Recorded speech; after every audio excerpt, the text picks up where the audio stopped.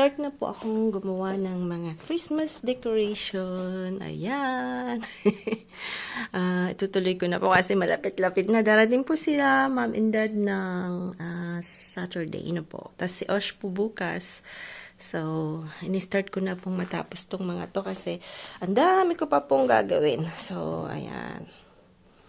The same time, nanonood po ako nung pinapanood ko po, sinusuportan ko yung mga sumusupport din sa akin. So, ayan po yung unang Christmas tree. Yan.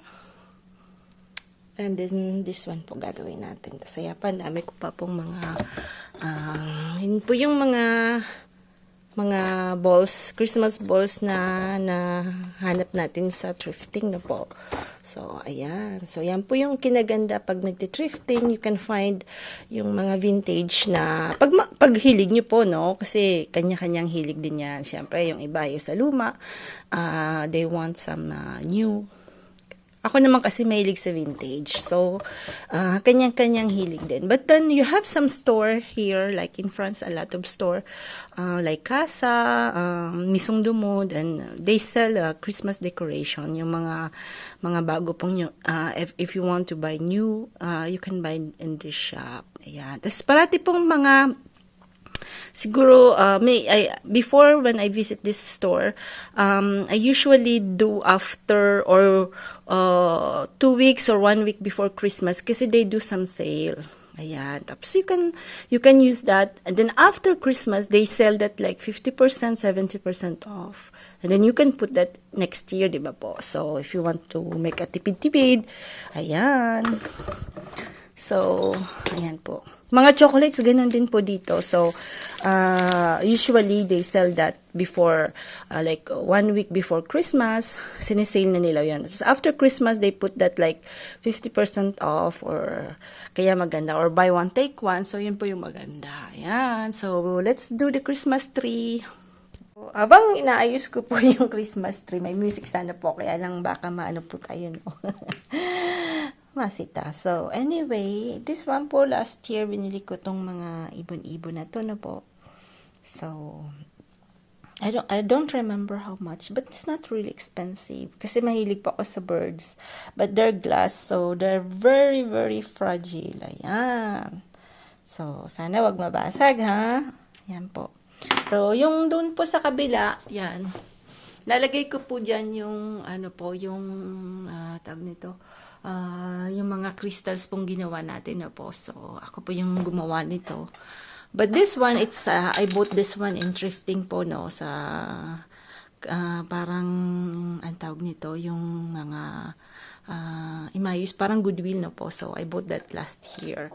So, ito po yung nabili nating crystal na per piece, no, 50 cents. But it's really rare. Kaya pagka nakaano po kayo, nakahanap, you have to buy it if it's very cheap, no? Kasi ako po hanap but I couldn't find anymore. So I regret, pero it's okay. May rami na rin naman po.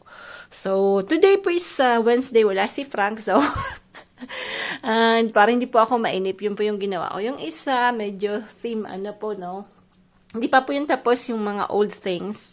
Tapos dito po sa kabila, lalagay natin yung mga parang glass, crystals. Ayan. So, ayan po. Hindi ko na po papakita lahat ng paggawa ko kasi medyo matagal-tagal din po. And anyway, siguro po mamaya pupunta po tayo sa labas na po. So, ayan. Sa mga nagde-decorate po, happy decorating for Christmas and happy holidays! Ayan, dami ko pa pong mga balls na adik. Ayan, so, ito po, nabili ko po to. Lahat po to mga glass, no? Kita ba? Yan, mga glass po yan, nabili ko po sa Casa. Yun. Yung iba po, binibili ko pag, mga siguro, 1 week before Christmas, no? 2 weeks. Kasi mas mura po. Then, you can put that after, di ba? Para magbago naman po yung Christmas decor. Tapos, yung iba naman, galing pang Pinas kasi one time po nung nasa reunion kami, nakauwi po kami ng Christmas sa Pinas, no? So, we bought some mga ganito po. 100 something lang sa Miniso, no?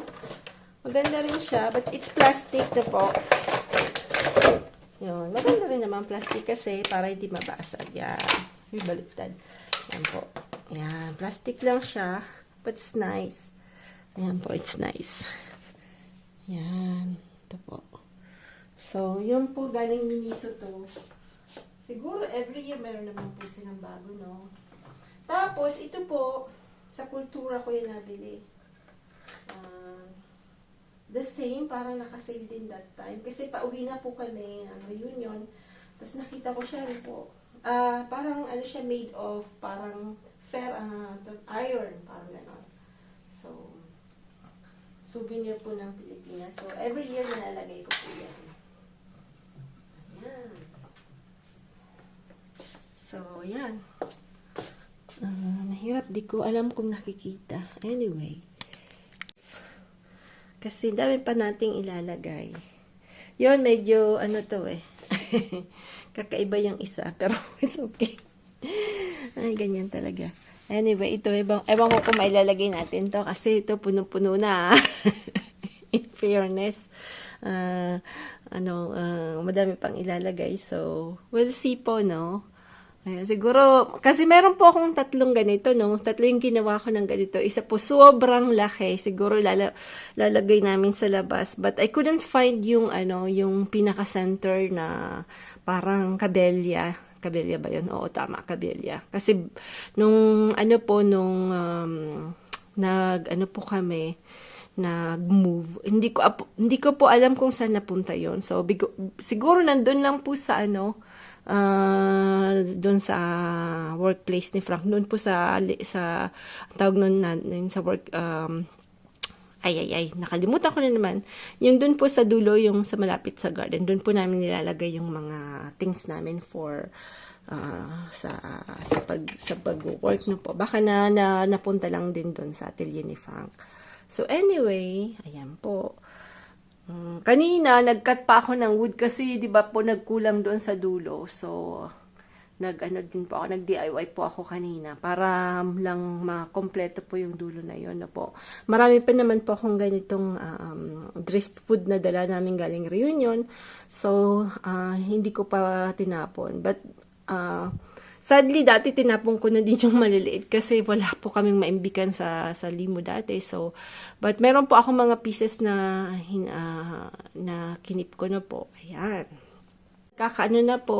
Nagkaganda na rin ng konti yung ating Christmas tree. Ayan. So, yung mga gusto po ng driftwood, magpulot-pulot na po kayo ng mga kahoy-kahoy. Pwede din po yung kahoy na hindi driftwood, kasi dati may ginawa din po ako noon.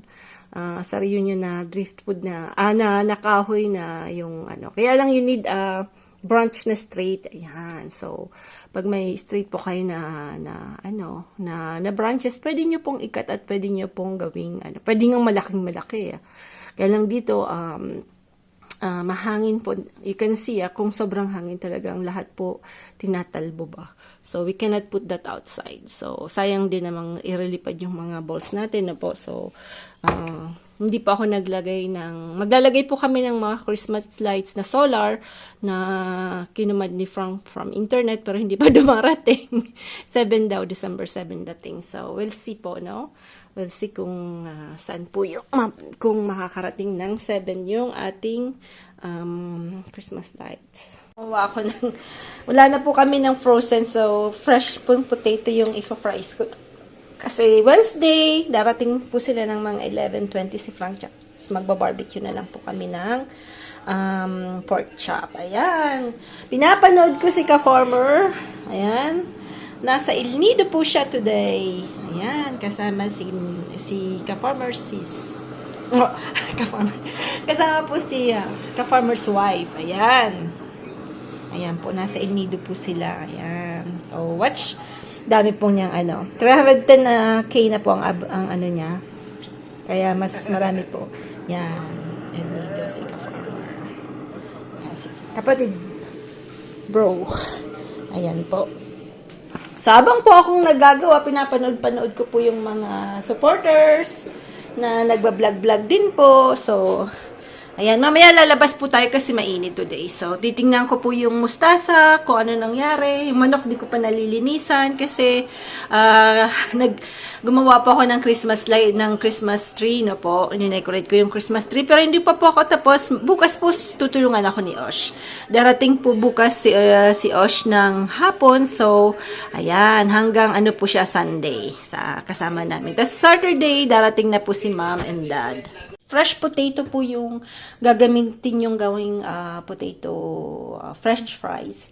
Ang gagawin nyo po, ako po yung, ano ko lang po yung experience ko po kasi may kaibigan pa ako sa St. Martin, mula nung sa St. Martin pa po kami. Nagtrabaho po siya sa restaurant. Sabi niya, para daw maging crispy yung fries, wag mo pong i-cook directly. So, you have to put in the water na may konting milk or konting salt para po matanggal yung amidon nila. Ayan. Pwede din konting vinegar. So, ayan. Pwede pong ganyan. Basta lang po mawala yung amidon yan. Tapos mamaya po, ipa-fry natin yan ng 2 times. Yung, bali, parang may first na luto, then after is second luto natin para maging crispy siya. Siyempre, yung mga bata po, gusto nila yung pag-fries malutong na po. So, ganun po yung ginagawa ng mga nasa restaurants. Yun daw. Kasi hindi pa ako napag-work sa restaurant, so hindi ko alam. But anyway, siya po kasi sa yung mga pong nakapunta sa St. Martin na mga Pilipino na po, na mga nagtatrabaho sa boat, sa cruise na mga boat, gaya ng ng Costa Cruise, ganon. So, ang dami po kasing restaurants doon. So, my friend was working in one of the restaurants. So, yun yung po yung sabi niya sa akin. So, pero true naman po yun kasi lagi ko pong ginagawa. Ayan. Dapat po yung potato, dry na dry. Ayan, dry na dry. So, kaya po ako, di ba, marami pong cloth na ginagawa. So, ginagamit ko po yan sa pagbe-bake, paggagawa ng tinapay, ng dough, kasi, nagagamit natin sa kusina yung binibili ko pong, vintage na white cloth, So, ayan. Kasi cotton po siya, tapos wala po siyang, color, So, pure cotton. So, ayan. Maganda pong gamitin siya sa kusina, Yung may mga tinapayan po dito sa France. Yan po yung ginagamit nilang pangtakip sa mga nila, sa dough. Ayan. Kasi po, di ba nakapag-work po ako sa malaking, yung bakery. Tsaka, pero na-assign po ako sa bakery tsaka sa pastries, po. So, ayan po yung mga ginagamit nila. Anyway, yan na po. So, if you first cook po natin to, tapos pagdating nila from po, second, ipa-fry natin siya ng pangalawa po, pagka makakain na. Tapos, ayan, ito linagyan ko po ng konting paprika, konti pong mustard, yan. Fourth po dito is, po yung medyo maanghang. Tapos, yan. Si Sam, mahilig sa maanghang po si Sam. Pero the same thing, 3 hours ko po siyang marinate doon sa vinegar na yan. Para medyo may anghang na rin po siya. Tapos, i-drain nyo po yun. Tapos, lalagyan nyo ng konting olive oil, konting mustard, konting paprika, konting ginger, powdered ginger. Then, after po, i-grill na natin siya mamaya. Ayan. Pagka ganun po yung minarinate nyo ng medyo matagal, yung yung vinegar na absorb niya po, kaya tender na po yung meat. Ayan, tender na po siya. So, ayan po yung mustasa nating tinanim. Ayan, yun po yung transplant natin, pero maraming butas-butas na po. So, kaya lang kulang po sa tubig. Hindi ko po kasi masyadong dinidilig kasi pag malamig hindi ako nagdidilig, Mamaya didiligin ko po. Dahil kulang po sila sa tubig. Halata. Ito yung tinanim ko, kaya lang maraming insektong kumakain. Ay. Kinain. Ayan. So, yun po yung mustasa natin. Pero yung mustasa po, as of now, yan po yung patatas, wala na. Daming butas-butas kasi hindi po tayo nag-spray no po. Organic po siya, no? So, pero nakakain naman po yung mga butas. Ibig nga po, mas maganda po yung ibig sabihin nyo. Pagka yung, minsan tayo pag bumibili sa palengke, gusto natin yung sobrang linis, no? But it means na marami pong spray. Pagka may butas-butas, ibig sabihin po organic. Ayan. Mainit today. Kaya lang wala si Frank. Natid niya kasi si Sam, tas naghintay siya doon na 3 hours. Sabi ko, ako hindi nasasama kasi naiinip po ako pag ganun. Yung sigisan ng lakaw-lakaw kung saan sa ang store, ayoko. Naiinip po ako. So, ang dami ko pong gagawin. Sabi ko, maiwan na lang po ako today. Ayan. So, ito po yung nilinis namin. Yung nakakuha po tayo doon ng kamote. Tapos yung sana tumubo po yung sayote. Yung kaibigan ko pong nasa Bordeaux, yung dito rin po yung sa France, tumutubo po yung sayote niya. Sabi niya, namamatay lang yung puno yung team. Pero yung tutubo ulit, yung roots. Kaya tinakpan ko po nung ganon, yung paanan niya, no? Kasi mainit po to. Yung compost na yan, mainit po yan. So, yan. Yan po yung nangyari. Yun na yung sili natin. Hindi ko natanggal. Tutong. Parang natutong. Ayan na. Parang po, kukunti yung po, no? Yung fries natin. So, yung kamote pong na natin kahapon, i-anuhin ko po. Masarap din pong i-fries yung kamote, in fairness, Naranasan po namin yan sa Pinas, no po. Kasi wala na pong patatas si Mama. So, ang ginawa po namin ay ngaluan namin ng kamote. Ayan, nandiyan na yung post. Ano kaya may sulat? Gano'n yan, may post man doon. Tingnan ko. Din po, dami-dami din. Tingnan niyo po. Ayan, dami-dami din. Ayan, matigas. Kaya lang, ito po itatanim ko, no? Tingnan natin kung tutubo. Lalagay ko po sa doon, tas iaanihin ko po, babaunin ko mo, no? Titingnan natin, malay mo ba? Try and try until we succeed. Yung kamote. Yan po yung fries. Kamote, kamote. Po, yung ginawa kong yan. This is something like this one, it's vintage kasi halos lahat pong mga linagay ko dito is vintage, no? It's vintage. So, ang gaganda po din ng mga vintage, no? So, yan. Mga vintage po na decorations. Yan. Yan po yung linagay ko. So, it's very colorful yung isa. And this one, it's more like glass po. Mga glass. Plus, may mga plastic din. Tapos, plastics from Philippines. So, it's like more souvenir. Pero, hindi pa po yan tapos kasi ang dami pa rin pong ilalagay. So, ayan. Habang po akong nagde-decorate, nagtambay po ako kay Kabutoy. Ayan, si Kabutoy. Thank you po kay Kabutoy. So, subscriptions ko po dumami na. I just need like 400 hours na lang para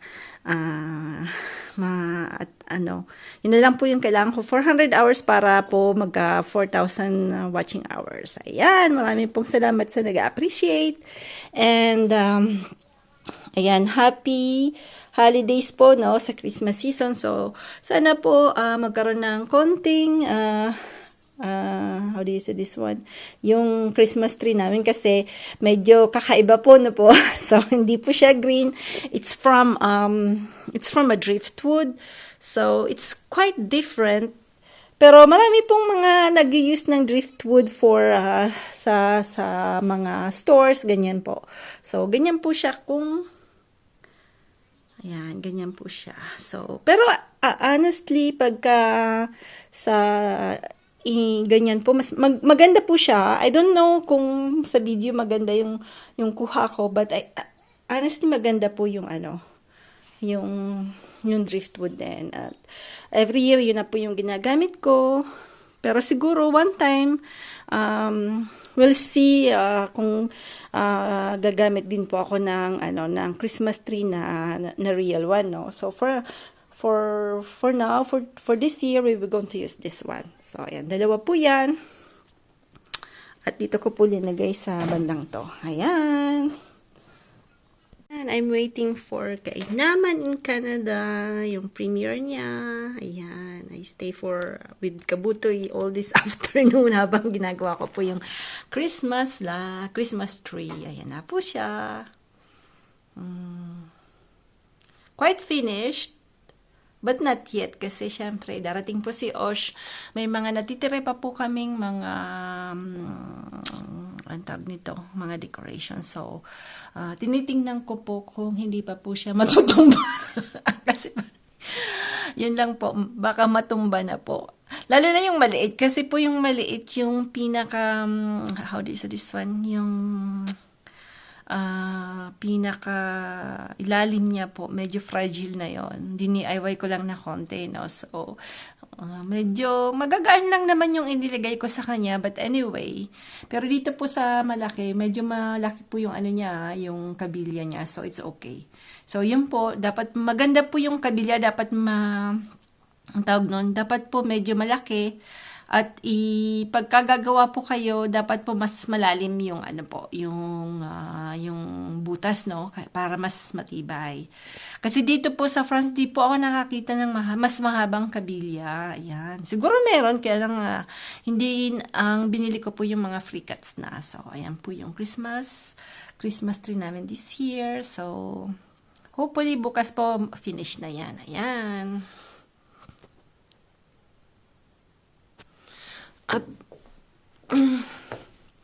Ito po ginawa ko din to maliit na lang po to, tissue, no. So tinahi ko lang po yan. So siguro ginawa ko yan 4 years ago. So ayan, nilagay ko today. Yung maliliit na yan, ganun din po. Pero hindi ko na siya linagyan ng decorations, no, kasi baka naman ma-over.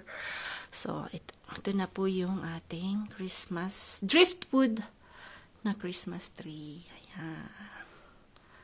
So, pag tinignan nyo po, maganda naman po siya. So, you don't need to buy, pagka gusto nyo lang po. I'm not insisting yung gusto ko kasi kung sabi ko nga po, iba-iba yung gusto natin anyway. But if one time you were like living near the sea, you can start collecting the driftwood, no po. So, it's very easy. Kaya lang mayroon po dapat kayong, it's either ang Dremel or yung po tawag doon, yung pambutas po, no. So, ayun. Dapat may ganun po kayong equipment para po magkaroon kayo ng driftwood na Christmas tree. So, yon. Tsaka lagari. Kasi yan. Magandang lagari na po kasi yung pwede din electric na lagari kung So, si Frank naman may electric. Pero ako po ginamit ko dito yung manual lang na lagari, no po, kasi hindi po ako sanay sa lagari na electric, no, na parang natatakot ako that time na malagari yung kamay ko, no. So, ayan po. So, maganda po nung crystals, pag when you put the light, nagkakaroon po ng different colors. Ayan. Kasi yung crystal po, pagka inano mo siya sa sun or sa light, parang rainbow po yung kulay niya, no? So, it means that it's a real crystal. Kasi yung crystal mabigat po talaga compare sa glass. Pagka hinawakan niyo yung crystal, it's very, very heavy. So, if you want to try to do this DIY Christmas decoration na crystal, you can find in the flea market na po, yung mga ukay-ukay. Usually, linalagay lang nila yan sa bric-a-brac, sa mga boxes na nasa paanan lang po. Because po yan yung mga nasirang mga chandelier. Yun. Yung mga nasirang chandelier, ang binibenta nila po yung mga natirang crystals. So, yan po yung mga crystals ng chandelier dito sa France. So, I think all over the world meron namang chandelier. So, you can try to find that in the flea market. Ayan. Tapos dito naman tingnan natin. Dito hindi ko po linagyan ng Christmas light kasi medyo fragile tong Christmas tree natin, no? So, halos lahat ng decoration this year, almost yan, puro vintage na po. So, that's vintage. Yan po yung na ano ko sa flea market. So, it's really vintage. Yun. Pag nakita niyo po, para here, it's different. But, yeah, like vintage. So, ayan po. So, I hope you enjoy watching this episode, this vlog po. And I hope na nabigyan ko po kayo ng konting idea how to decorate your Christmas tree this year. Ayan. Mga birds ko. Baka mangitlog na to bukas. Joke. Ayan. Naglalagay daw siya ng balls. Dalawang balls. Dalawang balls mo yan? Lit naman. Joke. Daddy boards! Sige, lagay mo na. Ay, Diyos ko. No, it's too small. Maliit. Maliit. Ano? Sige, lagay mo. Naku, ay. Yes.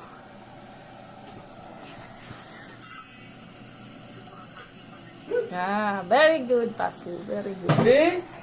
Sinyosa? Look at, maybe sa si Kinder sa, that's Kinder. Before when you can find that in Kinder. Lagyan niya yan daw. Parang gano'n?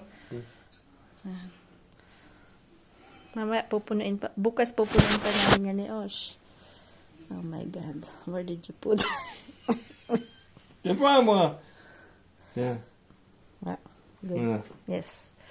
Perfect. Wala. Ayan po siya pagka merong lights. Ayan. Ayan na.